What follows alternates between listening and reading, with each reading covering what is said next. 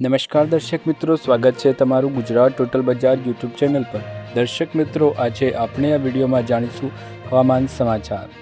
ગુજરાત સહિત ભારતના શહેરોમાં આજનું હવામાન કેવું રહેવાનું છે તેના વિશે વાત કરીશું। સાથે જાણીશું કે વરસાદ ક્યાં પહોંચ્યો છે અને ગુજરાતમાં ક્યારે થશે વિધિવત ચોમાસાની એન્ટ્રી। અંબાલાલ પટેલની સૌથી મોટી આગાહી જાણીશું।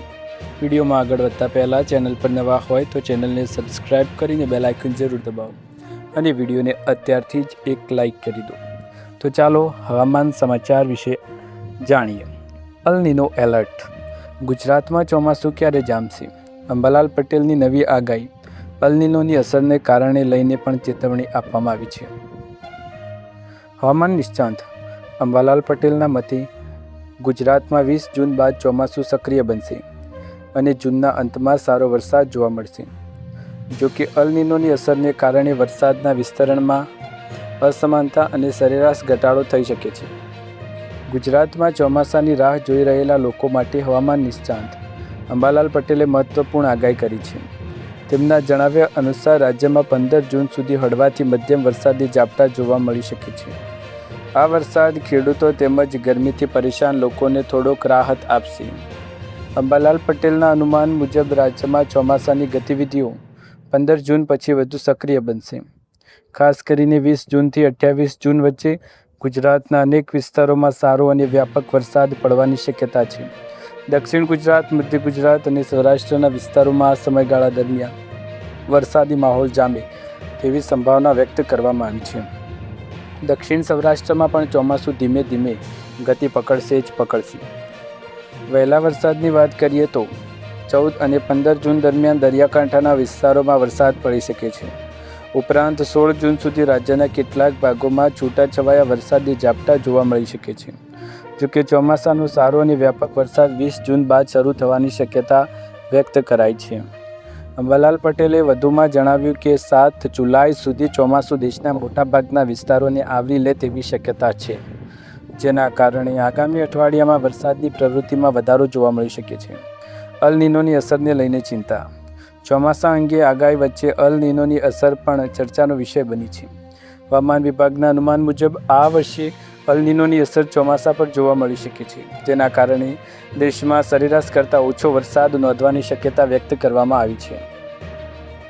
હવામાન નિષ્ણાતોનું માનવું છે કે અલ નીનોની અસરના કારણે વરસાદના વિસ્તરણમાં અસમાનતા જોવા મળી શકે છે। કેટલાક વિસ્તારોમાં ભારે વરસાદ પડી શકે છે, જ્યારે કેટલાક વિસ્તારોમાં વરસાદની અછત સર્જાઈ શકે છે। સરેરાશ વરસાદમાં લગભગ 10% સુધી ઘટાડો થવાની પણ આશંકા વ્યક્ત કરવામાં આવી રહી છે। અલ નીનો અંગે અંબાલાલ પટેલનું અનુમાન। અલ નીનો અંગે અંબાલાલ પટેલે પણ ચેતવણી આપી છે કે તેમના જણાવ્યા અનુસાર આ વર્ષે ચોમાસા પર અલ નીનોની અસર જોવા મળી શકે છે।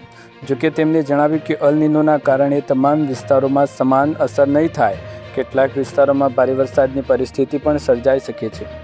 અંબાલાલ પટેલના મતે જુલાઈ મહિનામાં વરસાદની સારી સિસ્ટમ વિકસવાની શક્યતા છે, જેના કારણે અનેક વિસ્તારોમાં સારો વરસાદ થઈ શકે છે।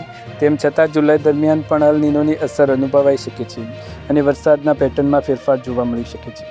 એકંદરે ગુજરાતમાં ચોમાસાની મુખ્ય ગતિવિધિઓ 20 જૂન બાદ તેજ બનવાની શક્યતા છે, પરંતુ અલ નીનોના કારણે વરસાદના પ્રમાણ અને વિસ્તરણ પર અસર પડી શકે છે। તેથી ખેડૂતો સહિત તમામ વર્ગના લોકો માટે આગામી દિવસોમાં હવામાનની સ્થિતિ પર નજર રાખવી મહત્વપૂર્ણ બની જાય છે। ત્યારબાદ વાત કરીએ, ચોમાસું ઝડપથી આગળ વધી રહ્યું છે અને ગુજરાતમાં એન્ટ્રી થશે।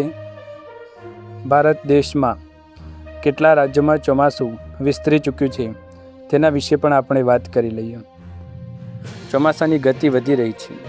IMD અનુસાર દક્ષિણ પશ્ચિમ ચોમાસું કર્ણાટક, તેલંગાણા, આંધ્રપ્રદેશ, તમિલનાડુ, પશ્ચિમ બંગાળ અને બિહારના કેટલાક ભાગોમાં પહોંચી ગયું છે। આગામી 2 થી 3 દિવસમાં ચોમાસું ઉત્તર પ્રદેશ, ઝારખંડ, ઓડિશા અને છત્તીસગઢના ઘણા વિસ્તારોમાં પહોંચવાની ધારણા છે। આનાથી ઘણા રાજ્યોમાં વરસાદની ગતિ વધવાની છે। દિલ્હીમાં હવામાન કેવું છે? દિલ્હીમાં હવામાન બદલાવાની ધારણા છે। હવામાન વિભાગે વાવાઝોડા અને વરસાદ માટે ચેતવણી જારી કરી છે। બપોર પછી વાદળછાયું વાતાવરણ આકાશમાં આગાહી કરી છે। આ સમય દરમિયાન 60 કિલોમીટર પ્રતિ કલાકની ઝડપે પવન ફૂંકાશે। મહત્તમ તાપમાન 37 ડિગ્રી સેલ્સિયસ આસપાસ રહેવાની ધારણા છે। 14 જૂને હળવો વરસાદ અને વાવાઝોડાની પણ આગાહી છે। તાપમાન 39 ડિગ્રી સેલ્સિયસ સુધી પહોંચી શકે તેમ છે। ઉત્તર પ્રદેશમાં વાવાઝોડાની અસર। ઉત્તર પ્રદેશના અનેક જિલ્લાઓ માટે વાવાઝોડા અને વરસાદ માટે પીળી ચેતવણી જારી કરવામાં આવી છે. બાગપત, નોઈડા, આગ્રા, મથુરા, મેરઠ, બુલંદશહેર, અલીગઢ, ઝાંસી, ચિત્રકૂટ, બાંદા, પ્રયાગરાજ અને મિર્ઝાપુર સહિત અનેક વિસ્તારોમાં પ્રતિકૂળ હવામાનની આગાહી છે. 17 જૂન દરમિયાન રાજ્યના અનેક ભાગોમાં તૂટક વરસાદ પણ આવી શકે છે. બિહારના અનેક જિલ્લાઓમાં વરસાદની ચેતવણી જારી કરવામાં આવી છે, જેમાં ગોપાલગંજ, પશ્ચિમ ચંપારણ, સિવાન, સારણ, ભોજપુર, कैमूर, બક્સર, પટના, ગયા, નવાદા, મુંગેર અને ભાગલપુરનો સમાવેશ થાય છે. હવામાન વિભાગના જણાવ્યા અનુસાર આ વિસ્તારમાં 50થી 60 કિલોમીટર પ્રતિ કલાકની ઝડપે પવન ફૂંકાશે અને વાવાઝોડા પણ આવશે. લોકોને ખુલ્લી જગ્યાઓથી દૂર રહેવાની સલાહ આપવામાં આવી છે.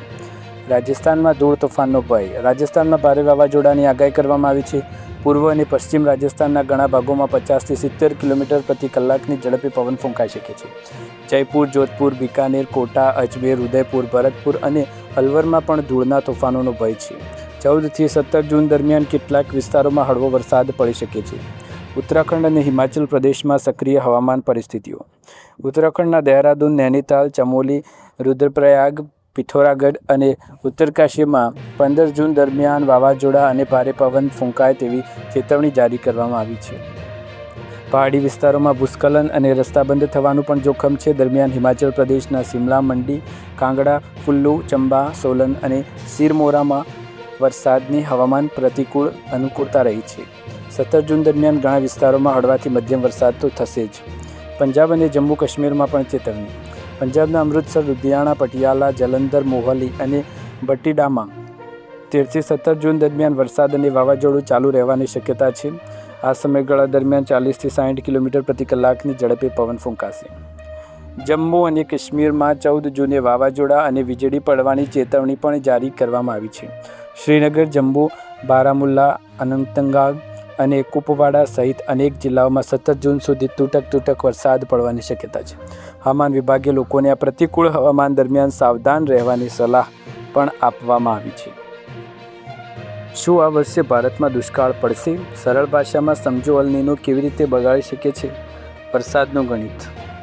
ભારતના ચોમાસા પર આ વર્ષે ફરી એકવાર અલ નીનોની અસર જોવા મળી શકે છે. હવામાન વિભાગના અંદાજ મુજબ પ્રશાંત મહાસાગરમાં સમુદ્રની સપાટીનું તાપમાન સામાન્ય કરતાં વધુ નોંધાયું છે, જે અલ નીનોનો સક્રિય થવાનો સંકેત છે. આગામી મહિનાઓમાં આ સ્થિતિ વધુ મજબૂત બની શકે છે, તેથી દક્ષિણ પશ્ચિમ ચોમાસા પર તેની અસરને લઈ સતત દેખરેખ રાખવામાં આવી રહી છે. સામાન્ય રીતે ભારતમાં અલ નીનો ઓછા વરસાદ, અતિશય ગરમી અને કેટલાક વિસ્તારોમાં દુષ્કાળ જેવી સ્થિતિ સાથે જોડવામાં આવે છે. જોકે તેની અસર દર વર્ષે અને દર જગ્યાએ એક સરખી નથી હોતી. ચોમાસાના મુખ્ય મહિનાઓમાં જ અલ નીનોની અસર. IMDના જણાવ્યા અનુસાર જુલાઈથી સપ્ટેમ્બર વચ્ચે અલ નીનોની અસર તીવ્રતા વધી શકે છે. આ એ સમયગાળો છે જ્યારે ભારતને ચોમાસાને સૌથી વધુ વરસાદ મળે છે. તો દેશના અનેક ભાગોમાં વરસાદની વ્યવસ્થા ખોરવાઈ શકે છે, જેના કારણે કેટલાક વિસ્તારોમાં અતિવૃષ્ટિ તો કેટલાક વિસ્તારોમાં અછત સર્જાઈ શકે છે. તેથી માત્ર આ એક જ પરિબળના આધારે આખા દેશના ચોમાસાનો ચોક્કસ અંદાજ લગાવવો મુશ્કેલ છે.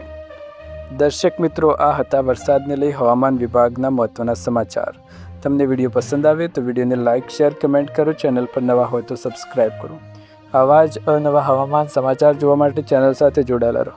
ફરી એકવાર નવા વિડીયોમાં મળીશું નવા સમાચાર સાથે. ત્યાર સુધી તમારા બધાનો આભાર. જય હિન્દ, જય ભારત.